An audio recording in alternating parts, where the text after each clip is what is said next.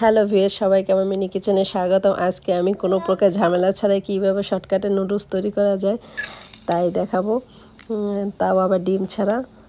প্রথমে আমি প্যানটাকে গরম করে একটু তেল দিয়ে দিলাম, তারপরে গাজর কুচি এবং টমেটো কুচি সাথে বিনস দিয়ে দিলাম। তারপর কিছুক্ষণ নেড়ে চেড়ে দিয়ে দেবো সামান্য পরিমাণে জল। জলটা একটু কম দিতে হবে, কারণ জলটা নুডলসের সাথেই শুকিয়ে ফেলবো, তাই একটু মাপ মতো দিয়ে দেবেন। তারপরে দিয়ে দিচ্ছি নুডলস আর দিয়ে দিচ্ছি পেঁয়াজ বেরেস্তা।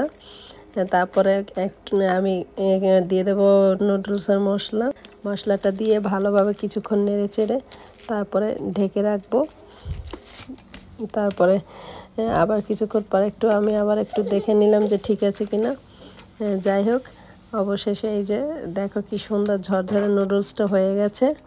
এখন আমি গরম গরম এই যে নামিয়ে নিলাম, এই যে বাটিতে রেখে রাখলাম। দেখো কি সুন্দর হয়েছে দেখতে, যতটা দেখতেই আমি ততটা